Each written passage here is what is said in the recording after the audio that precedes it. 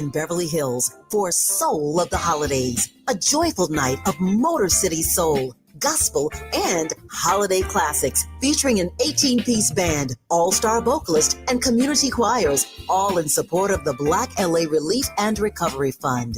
This performance comes at a pivotal time for many in Altadena and Pasadena. This is their first holiday season since the devastating Altadena Eden Canyon fire, which destroyed homes and community spaces. While the physical losses are immense, the power of community remains, and your attendance directly supports recovery, resilience, and renewal. So, be sure to join us Monday, December 15th, 7 p.m. inside the Graham Goldsmith Theater at the Wallace in Beverly Hills for Soul of the Holidays, benefiting survivors of the Altadena Eden Canyon fire. For ticket information, just log on to tickets@thewallace.org. That's tickets@thewallace.org. This is a community call to action from KBLA Talk 1580 and the Black Freedom Fund.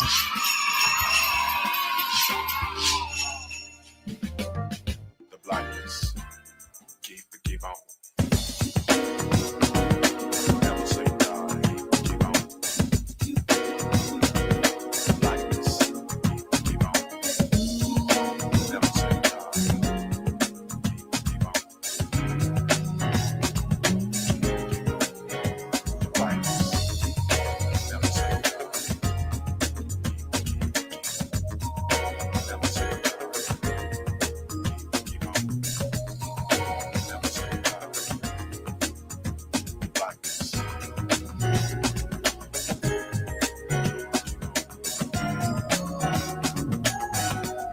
die. All of this. In the midst of sorrow, you can see up and looking down. A brighter day tomorrow will bring.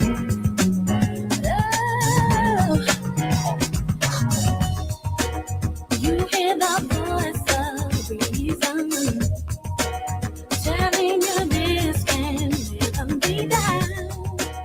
No matter how hard reality seems, just hold on to your dreams, yeah.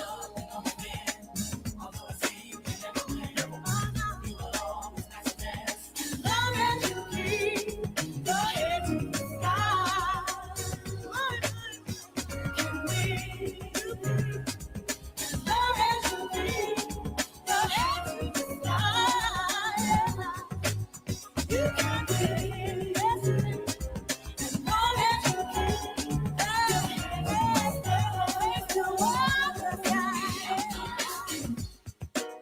When things around you crumble, no, you don't have to stumble and fall. Keep pushing on and don't you look back. Oh,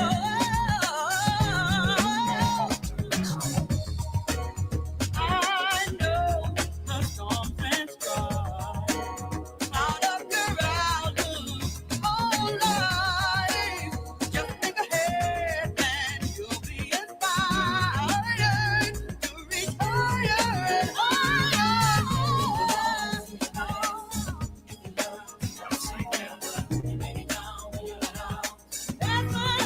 You are listening to and streaming a More Perfect Union on KBLA Talk 1580.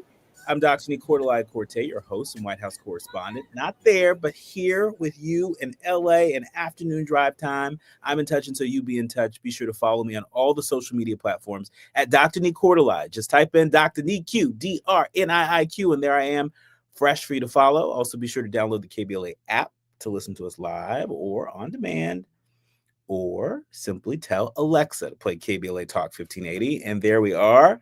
For your listening pleasure, last but not least, subscribe to a More Perfect Union podcast. That way you'll never miss an episode. Now, folks, it is Giving Tuesday. Yesterday was World AIDS Day. Today is Giving Tuesday. And it's always a good day to give to a charity of your choice, to give to an organization that is doing their part to build a more perfect union. We feature guests on this show every single day that are on the front lines. And so while this is officially Giving Tuesday, we hope that as you enjoy our show from day to day, when you feel so moved by a leader on the ground that is doing incredible work, feel free to send a love offering to their home organization. You have so many folks out there that are having to do so much more in this current political environment with a whole lot less. And this also includes media organizations. We here at KBLA, we are the only Black-owned and operated talk station west of the Mississippi. And you see how journalists are under attack.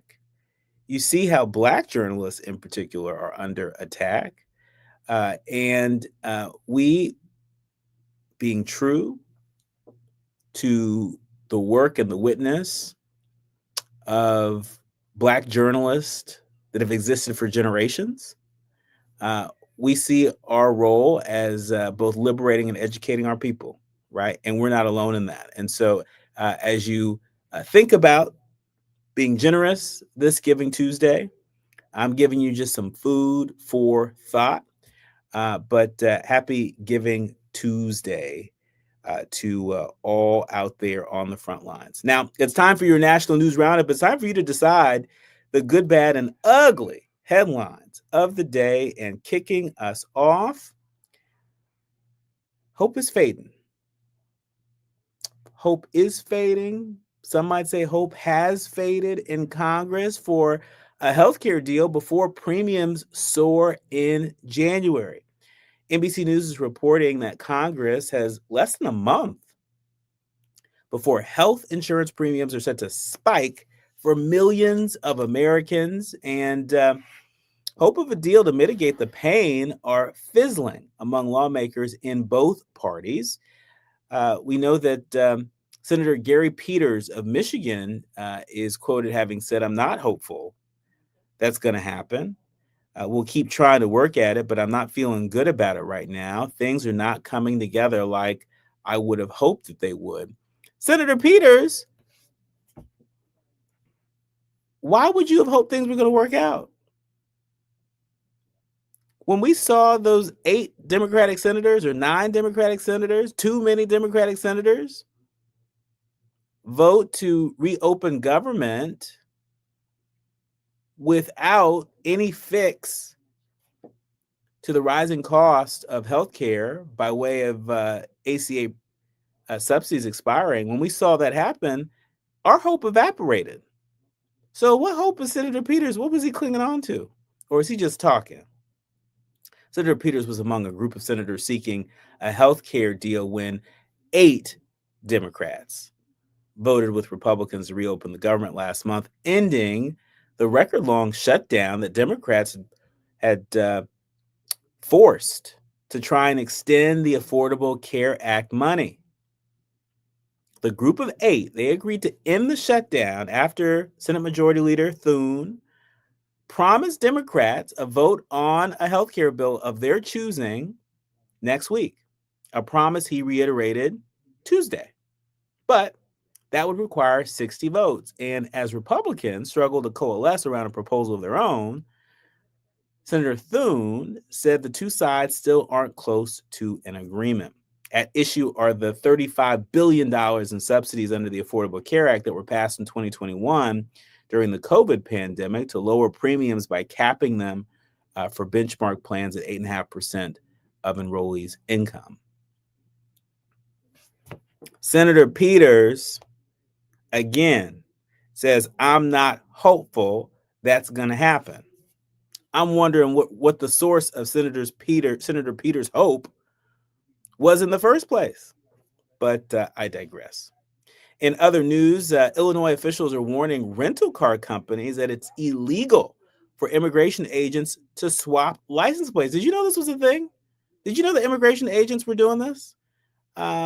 I certainly wasn't aware that immigration agents were doing this, but NBC also reporting that Illinois state officials, they've given national rental car companies official notice that immigration enforcement agents using their vehicles are not allowed to swap the rental's assigned license plate for other plates to disguise the vehicle. And if they do, the rental car companies could be held liable.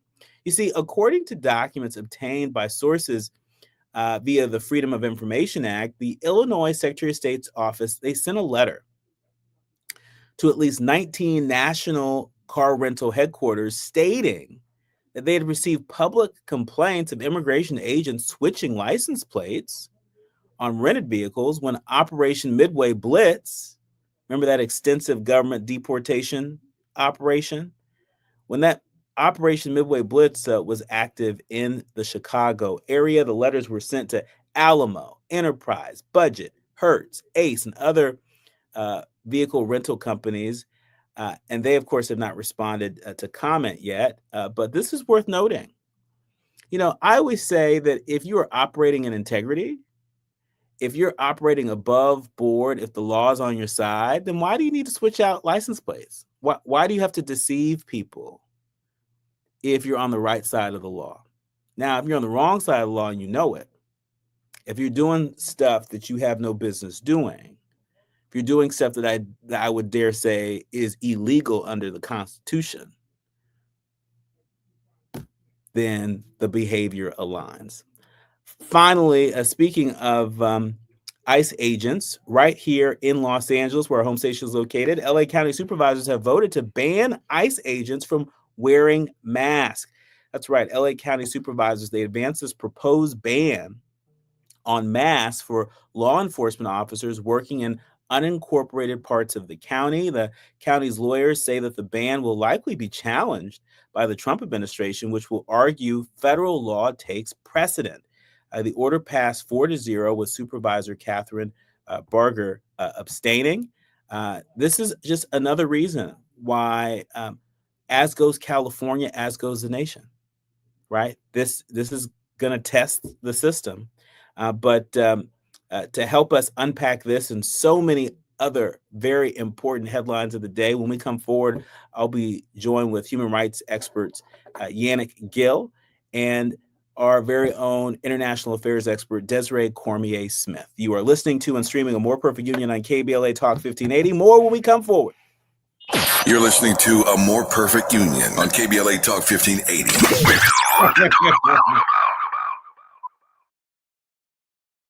You know that Big Bargain detergent jug is 80% water, right? It doesn't clean as well. 80% water?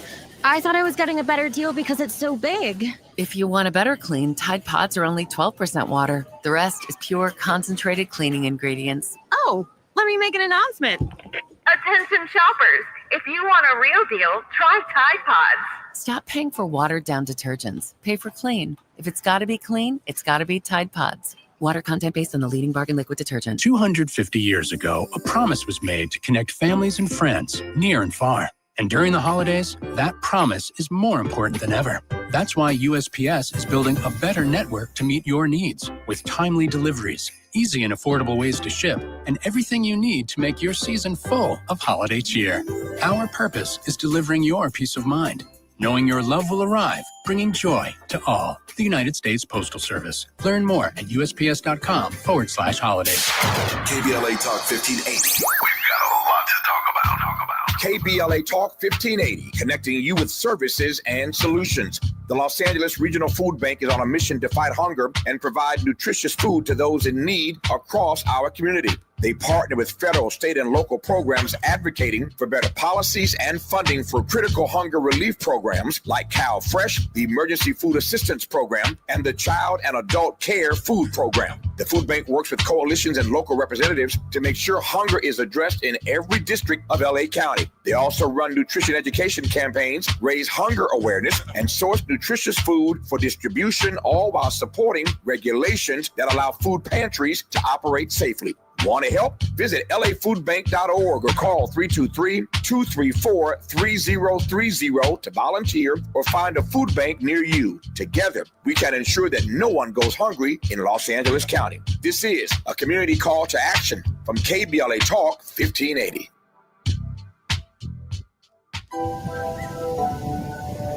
KBLA Talk 1580 remembers Robin Ayers on the 1-year anniversary of her passing.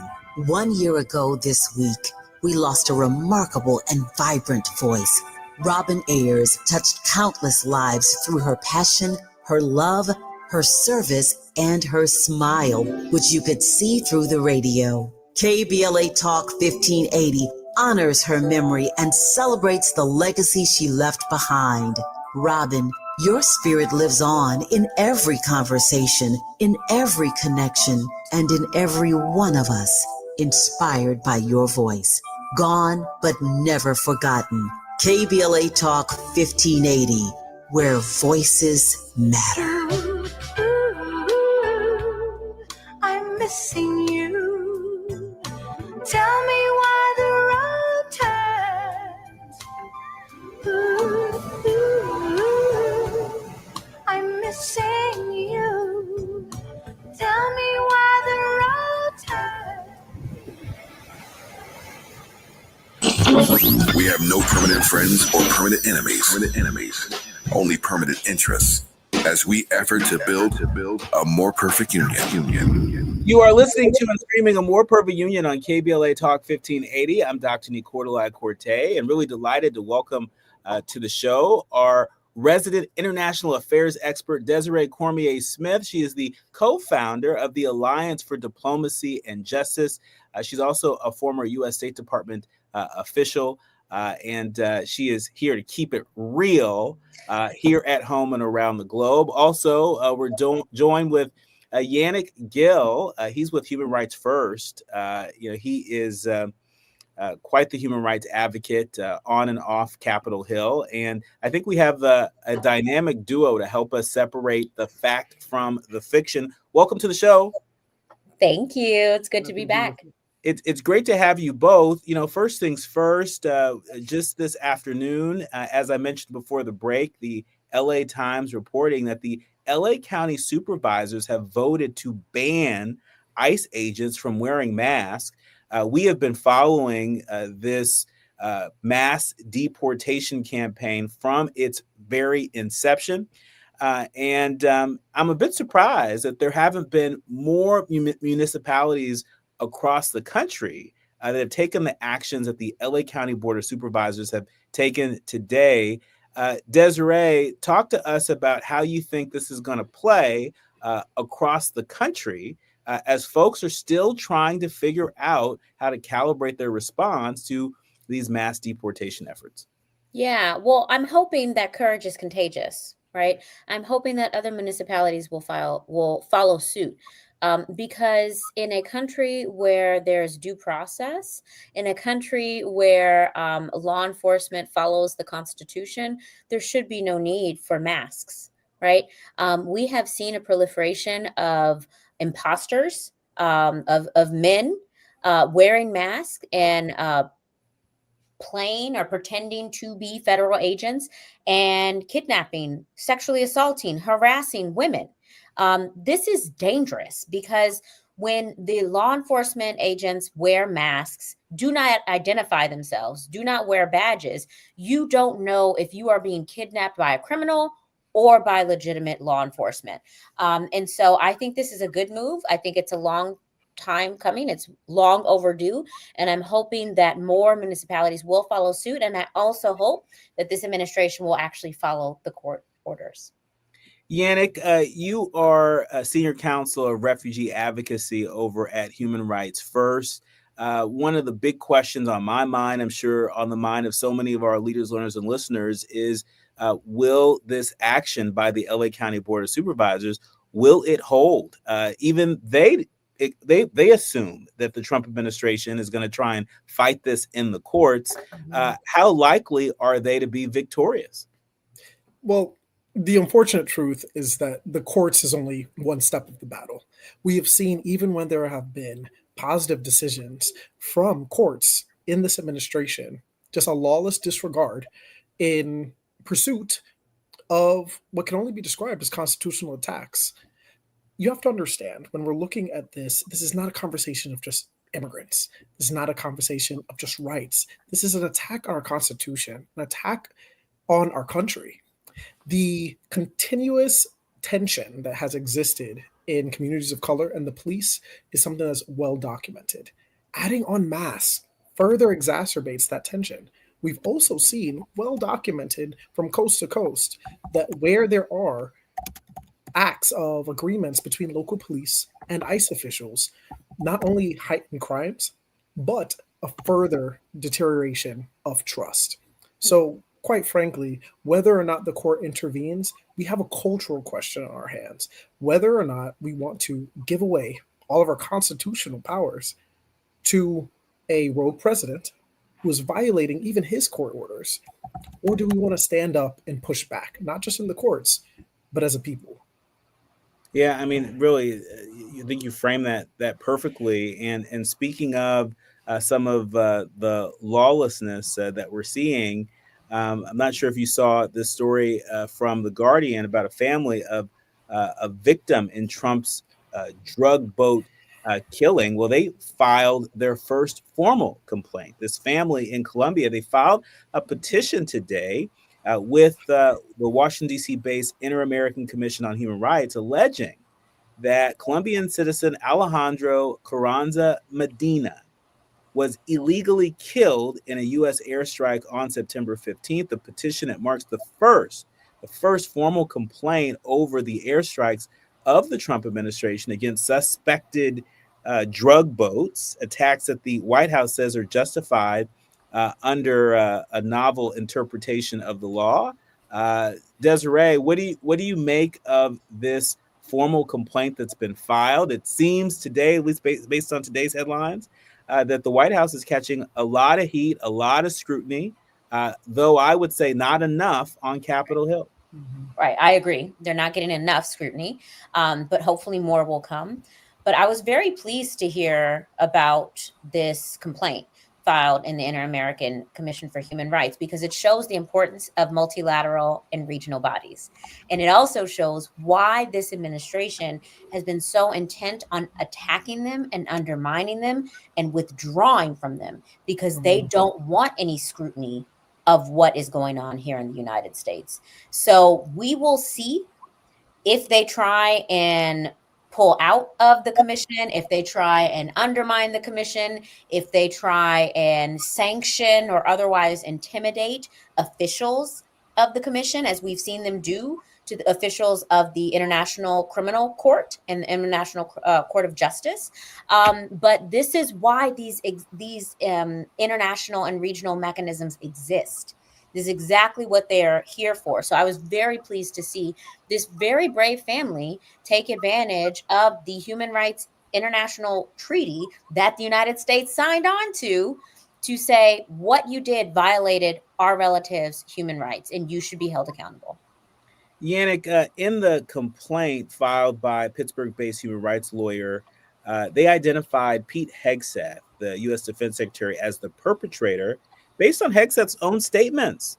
Quotes from numerous news reports, we know that Pete Hegseth, U.S. Secretary of Defense, was responsible for ordering the bombing of boats like those of Alejandro Carranza Medina and the murder of all those on such boats. Secretary Hegseth has admitted that he gave such orders despite the fact that he didn't know the identity of those being targeted for these bombings and extrajudicial killings. The filing goes on and on and on. Talk to us about how significant is it that the Secretary of Defense, Pete Hegseth, is not just named in this complaint, but it looks like his words have been documented and are being used against him.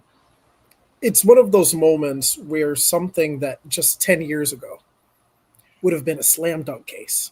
We would have had all of the facts, all of the records requisite in order to move things along before even international tribunals domestically. Because again, he is violating laws that are on our books, in our code. But going back to your question, it speaks to the chaos that exists, not just within our foreign affairs, but within this administration. Since when has a mens rea been a requirement for international war crimes? Saying that he did not know does not absolve him. It does not remove blood from the hands of the people in charge. Again, the current numbers, which Human Rights First have been actively working to not just document these cases, but to work with the Inter-American Commission to get international tribunals to work and move on these issues. Our current figures of over 80 people killed senselessly and, to note, without due process. Right. A mere accusation does not legalize extrajudicial killings. There's no invasion. There is no war. What we have is a world superpower bombing senselessly fishermen in the Caribbean Sea and deploying over 15,000 troops, numbers that we have not seen since the 1980s. And again, in a region that is notoriously peaceful. If this was truly about trafficking, if this was truly about our defense and our security, wouldn't be the way to do it. This is, again, another strategic move by a distractor in chief. Nothing more, nothing less. When we come forward, we're going to dig a bit more into these other headlines, but just to put a finer point on what Desiree and Yannick were sharing, there are reports that White House spokesperson Anna Kelly, she hasn't responded directly to questions about this complaint, but she wrote in an email that the media was, quotes, now running cover for foreign terrorists smuggling deadly narcotics intended to murder Americans. I think this is the sort of false choice that this administration has presented to us time and time and time again. This idea that if you're one of the bad guys, or if you're accused of being one of the bad guys, that you don't get any due process, and that the law doesn't apply to you. And that is un-American. That is a violation of international law. And that is what we're going to continue to keep our eyes on. When we come forward, lots of folks out there talking about the people of Somalia. We know that a new ICE operation is said to be targeting Somali migrants in the Twin Cities. When we come forward, I'm going to play for you a clip of President Trump himself speaking ill of the Somalis and signaling what's coming next. You're listening to and streaming A More Perfect Union on KBLA Talk 1580. More with Yannick Gill of Human Rights First and Desiree Cormier-Smith of the Alliance for Diplomacy and Justice. The audience is listening, thought-provoking, eye-opening, heart-rendering. This is where authentic voices meet powerful discussions on culture, community, and change. This is where Black voices matter. He's breaking boundaries, amplifying diverse perspectives, and tackling the issues that matter most to you. You're inside A More Perfect Union with Dr. Nii-Quartelai Quartey on KBLA Talk 1580.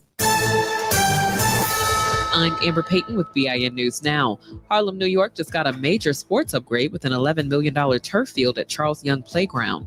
We know the power of sport and recreation. It is extremely significant. It brings us together. Black Mayor Eric Adams and former Yankee CeCe Sabathia celebrated the new Harlem Field of Dreams, which supports multiple sports and includes new benches, dugouts, and a misting system. Black North Carolina Rep. Don Davis says he'll run for re-election despite new GOP-drawn maps that move him out of his majority Black district. The changes shift him into District 3, now held by Republican Greg Murphy. Davis has not said which district he'll run in. And lawyers for former Deputy Sean Grayson are seeking a new trial after his October conviction for killing Sonia Massey, an unarmed Black woman who called 911. Grayson shot her in July 2024, and his sentencing is set for January 29th. Get BIN News Now on demand 24/7 on the iHeartRadio app. In Echo Park, we've got a crash blocking the right lane of the southbound 101 before Glendale Boulevard. Get a solid stack behind that to Gower. Down in Linwood, the 105's westbound side crash just before Long Beach Boulevard, blocking the left lane. A motorcycle involved here. Got a heavy stack from Atlantic already. And in Brea, good news. Crash on the 57 southbound has been cleared to the shoulder. This one just at Imperial. Your stop and go from Lambert. Right now, there are young people across the world facing a tough choice. Continue their dream of education or drop out to help their family put food on the table. You can help change their future in a single moment. See how far your support can go at unbound.org. Is this the This is the KBLA Sports Minute with Ray Richardson. HBCU Southern University is taking a gamble on Marshall Faulk, the school's new head football coach. Falk, introduced on Monday to the local media, has never been a head coach on any level. The Pro Football Hall of Fame running back completed his first season last week as running backs coach for Deion Sanders at Colorado. Falk grew up in New Orleans, which is only 80 miles south of the Southern campus in Baton Rouge. The Southern administration is hoping Falk's name appeal will help turn around the program. Southern was 2-10 this season, 1-7 in the SWAC. HBCU Hampton University is looking for a new head football coach after firing Trent Boykin. Hampton was 0-8 in the MEAC this season. Top 5 women's college basketball teams in this week's top 25 rankings: UConn, Texas, South Carolina, 8-1 UCLA, and LSU. 5-2 USC is 16th. No debates, no speculation, just the info you need. That's your KBLA Sports Minute. I'm Ray Richardson on KBLA Talk 1580.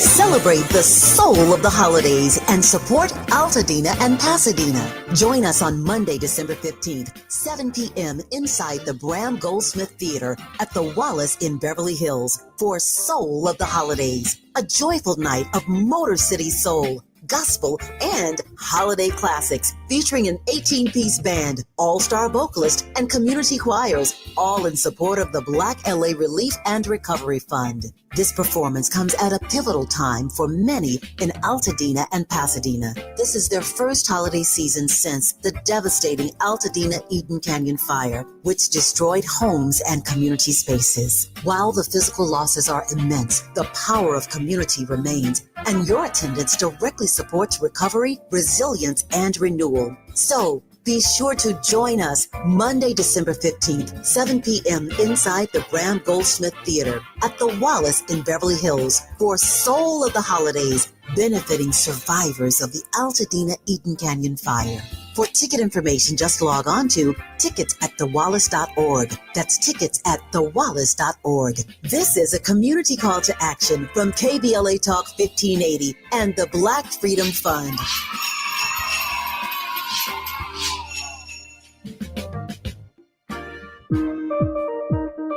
JP Morgan Chase offers tips for the local business owners in 2025. Small business landscape is ever-changing, and the Los Angeles market is no exception. A startup or legacy business, revisiting your mission statement and recalibrating offerings can renew opportunities for growth and innovations. Programs like Chase for Business Coaching for Impact gives entrepreneurs access to expert guidance, helping you streamline operations, strategize your growth, and navigate complex challenges. Businesses with a clear sense of purpose can navigate any challenge effectively, but also build stronger customer loyalty. Visit chase.com/coaching for impact for more information. This segment is sponsored by JP Morgan Chase.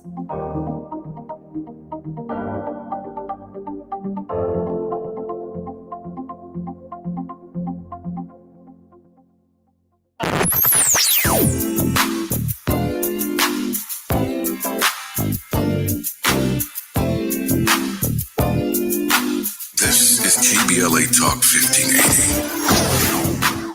Talk radio. That's music to your ears. We're unapologetically progressive. KBLA Talk 1580. Hit me! National news of consequence, informed opinion, and analysis beyond the headlines. You're listening to A More Perfect Union on KBLA Talk 1580.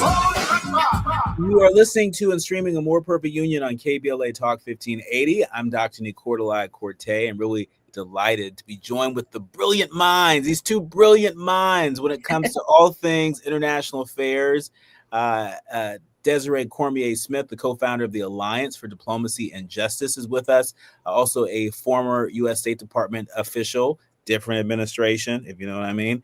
We're joined with Yannick Gill. He is with Human Rights First, one of their senior counsel there when it comes to refugee advocacy. We're really delighted to have you both with us to help separate the fact from the fiction. Look, the New York Times is reporting that a new ICE operation is said to target Somali migrants in the Twin Cities. Trump administration is launching an intensive immigration enforcement operation, primarily targeting hundreds of undocumented Somali immigrants in the Minneapolis-St. Paul region. The move comes as the president has just been fixated on Somalis living in the United States, using increasingly inflammatory language to attack them. I want to warn our audience that the president uses some pretty spicy language here. And so if you have any kids that are also listening, you may want to ask them to go to the other room or cover their ears. Take a listen to what President Trump said at the White House just today about the Somalis. Somalia, which is barely a country, they have no anything. They just run around killing each other. We're going to go the wrong way if we keep taking in garbage into our country. Ilhan Omar is garbage. She's garbage. Her friends are garbage. These aren't people that work. These aren't people that say, let's go, come on, let's make this place great. These are people that do nothing but complain. They complain. And from where they came from, they got nothing. They came from paradise, and they said, this isn't paradise. But when they come from hell, and they complain, and do nothing but bitch, we don't want them in our country. Let them go back to where they came from and fix it. Thank you very much, everybody. That was the President of the United States today at the White House with some pretty offensive language, not just spicy, but offensive language to the Somali people, Somali immigrants in our country. Desiree Cormier-Smith, what's your reaction? Oh, why'd you have to go to me first? That was so disgusting. I mean, it's racist, vile, it's beneath the office of the president. If any other employee of any company said these kinds of things, they would be fired, right? Like no company wants that kind of hatred to be spewed by someone who's representing their company. Yet it is now seen as acceptable coming from the White House. It really is incredibly disgusting. It's also incredibly dangerous. The language he is using is so dehumanizing. It is the same kind of language that we have seen across history in the lead up to very violent incidents, including genocide, right? We've seen Hitler talk about the Jews in this kind of way. We've seen, in Rwanda, we've seen the Hutus speak about the Tutsis in this kind of way. It's really dangerous, and people need to acknowledge that. And I wish that more people from this president's party would push back against this. This is not the kind of language any leader should use. Yannick, I want to go to you next. And, for our leaders, learners, and listeners that may not follow these stories as closely, that may not be as steeped in immigration law or in international affairs as the two of you are, break it down for us. Why should Black people be paying attention to what the president just said about Somali immigrants in our country? Why should Black people across the diaspora care about what this president just said about these Somali immigrants? The question is more simple than I think most folks think into. You cannot look at any of us on this call and know who is Somalian. Right. You cannot know what our ethnicity is because of the simple history of chattel slavery. Blackness does not have one feature, one look, one characteristic. So when our president attacks one specific group, dehumanizes them, equates them to garbage, it is an attack on all of us. I take a step back and think back to Trump version 1. This man ran out loud, speaking hatred around Haitian communities.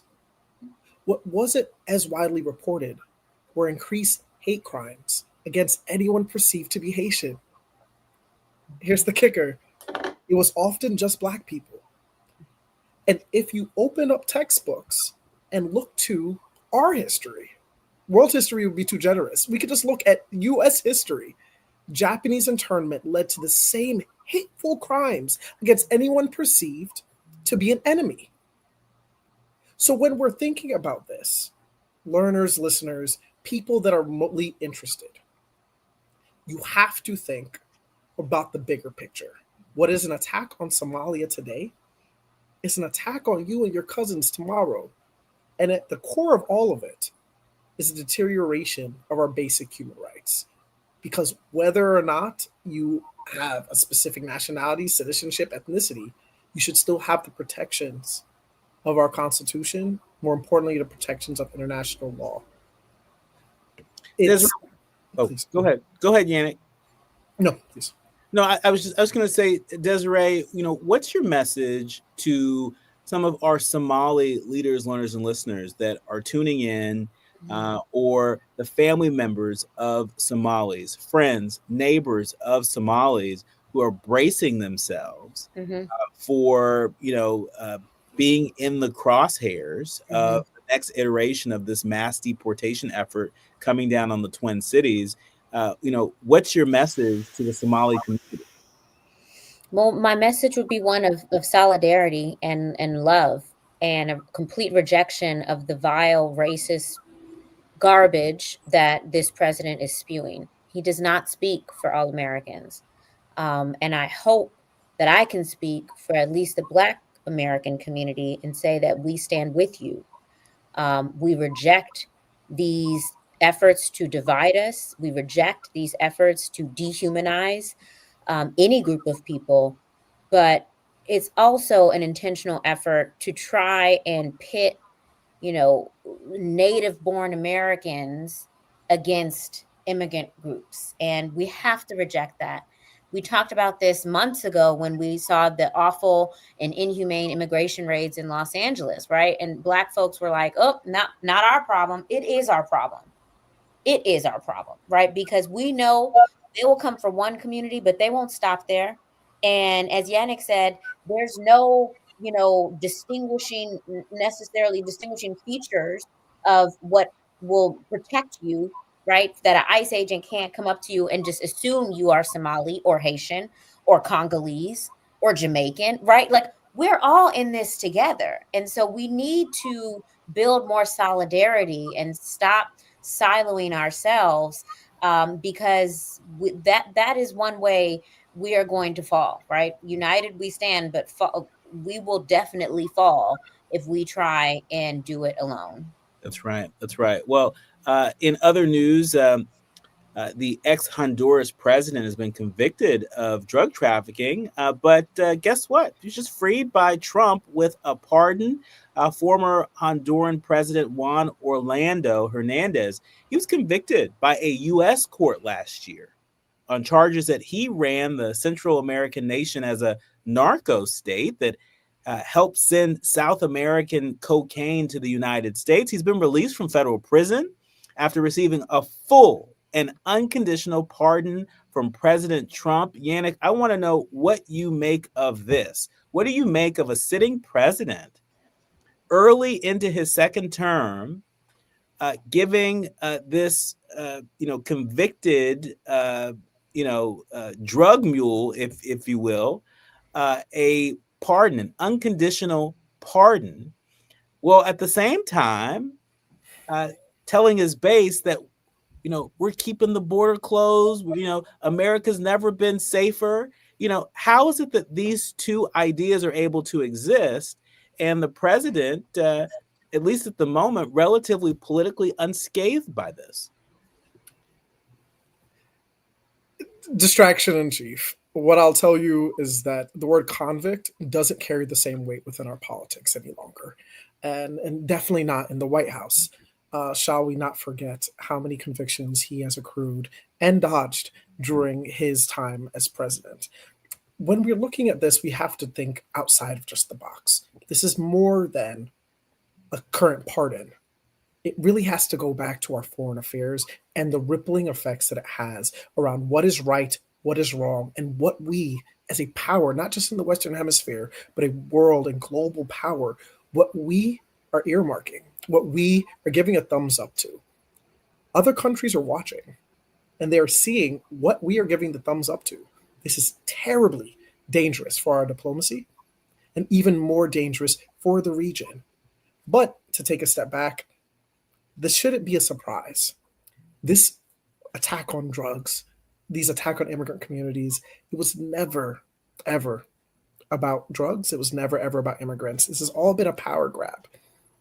So the first thing that comes to mind for me is, what deals is it that the Honduran government is looking to do with the United States? Is it similar to what their neighbors in El Salvador have done around receiving some of these disappearances into cruel jails? Is it tied to trade deals that will scratch and line the backs of some of his friends that work in these Fortune 500 companies? Trump is not above anything of the sort. International diplomacy and decorum has been thrown out the window. So there is disappointment, but not surprise at these headlines. When we come forward, there may be a little bit of surprise among Republicans at this hour. We are receiving a little bit of news coming in from Tennessee. We had shared earlier in the show that today's a bellwether election that's taking place in the state of Tennessee, where you have a district that Trump won just last year by over 20 points.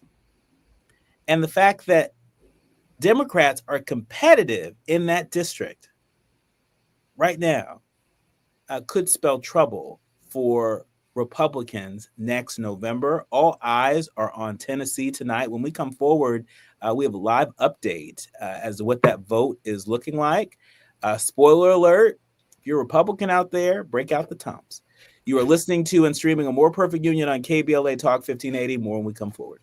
Striving to make America a nation as good as this promise. This is A More Perfect Union on KBLA Talk 1580. We've got a lot to talk about. If you have asthma, you know that there are certain things that can set off your asthma symptoms.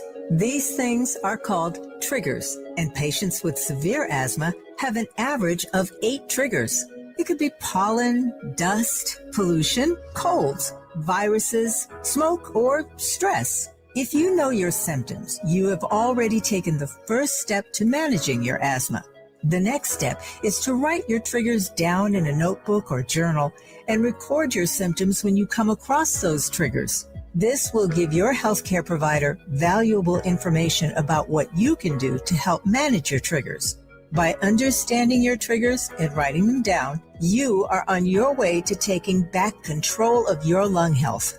Visit luma-edu.com for more guidance. This message is brought to you by Amgen and AstraZeneca. An official message from Medicare. Couple more minutes and we'll start this month's book club. You know, I usually love a plot twist, but this year I'm comparing my options during Medicare open enrollment. You can't assume your current health or drug plan is the best one for you. And you got to make sure your drugs are covered. That's important. So is saving money. Review all your options at Medicare.gov. Open enrollment ends December 7th. Paid for by the U.S. Department of Health and Human Services. The laws have not changed in California. All workers must be paid properly and protected from retaliation. Retaliating against a worker or not paying them because of their immigration status is illegal. Don't believe the lies. California laws protect all workers, regardless of immigration status. Document retaliation and wage theft. Report it to the Labor Commissioner's office. Learn about your labor rights. Visit wagetheftisacrime.com. KBLA Talk 1580. We've got a lot to talk about. KBLA Talk 1580, connecting you with services and solutions. Worried about eviction? You have rights, and Stay Housed LA can help. Stay Housed LA is a partnership between LA County, the City of Los Angeles, and local service providers. From Lancaster to Long Beach, we're here to help you with tenant education workshops, legal clinics, free legal services for eligible tenants, and online resources about tenant protection laws. Don't face eviction alone. Call our hotline at 1-888-694-0040. That's 1-888-694-0040. Or visit stayhousedla.org. Stay Housed LA, keeping Los Angeles residents in their homes. Stay Housed LA, your rights, your home, our community. This is a community call to action from KBLA Talk 1580. Notable journalists, industry leaders, lawmakers, change makers, tastemakers, and you working to build a more perfect union on KBLA Talk 1580. You are listening to and streaming A More Perfect Union on KBLA Talk 1580. As I mentioned before the break, all eyes on Tennessee tonight in a House district that President Trump won by over 20 points just last year. Right now, the Associated Press is reporting with 55% of the votes counted. This is a nail biter. The Democrat in this race, Afton Bain, has 49.3% of the vote. The Republican, Matt Van Epps, has 49.6% of the vote. At this current hour, only a few hundred votes separate them. Folks knew this was going to be a close race, but this is quite the nail biter. I've got to ask you, Yannick, what do you make of this race being this close? And, you know, whether Democrats win or lose, the fact that this particular district, this particular seat was this close, is that not a win unto itself for the opposition to Trump? Unequivocally. We are talking about not just any state. We are talking about deep red, reliable Tennessee. And a race to be this close, an off election, is something that should cause all GOP members to rethink next time that they want to shut down a government, next time they want to cut by over $100 billion access to SNAP benefits, next time that they want to attack the pockets of federal workers right before the holidays. What this says to me is that folks are tired and are recognizing that there are consequences for elections. So regardless of whether or not, knock on everything, whether or not the Democratic candidate wins, it should not be this close. And what I'm hoping is that it is a sign that the gerrymandering tactics that we are seeing actively today in the state will not prevail, and that folks are recognizing that showing up is still important, just as important as it was in the history books when they saw us trying to suppress the vote. Desiree, to put a finer point on it in our remaining minutes, are we watching the beginning of the loosening of Trump's grip on Capitol Hill? Well, as our Somali brothers and sisters may say, inshallah, right? We can only hope, because we are a democracy, and democracies are supposed to be competitive, because if you don't deliver for the people, they will vote you out.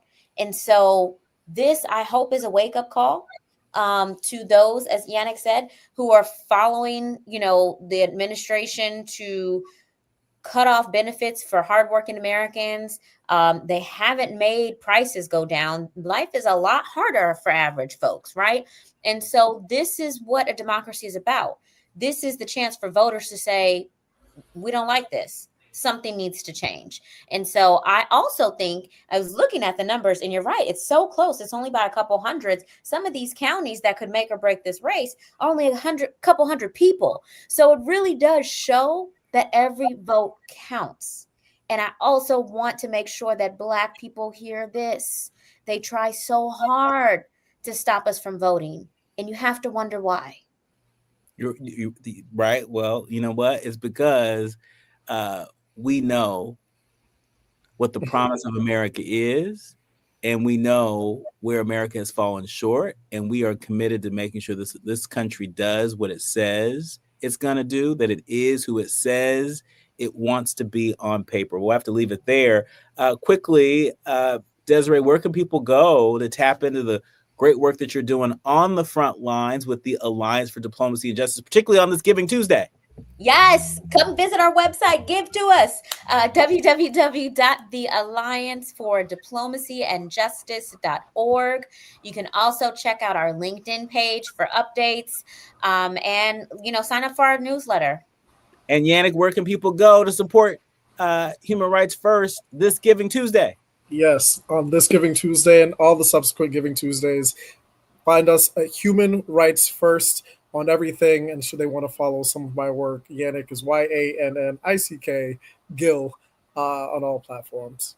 Thank you very much. Thanks to both of you. We'll have to leave it there. My thanks to the entire village that helps us produce a more perfect union each and every day. Our executive producer, Tavis Smiley, our sound engineer, Brother Andy, to our show producers, Faraji, Art, and Journey. My thanks to you. And of course, to all of our leaders, learners, and listeners. We curate the show each and every day with you in mind. Remember, don't panic, organize, do what you can from where you are with what you have, but by all means, do something. You've been listening to and streaming A More Perfect Union on KBLA Talk 1580.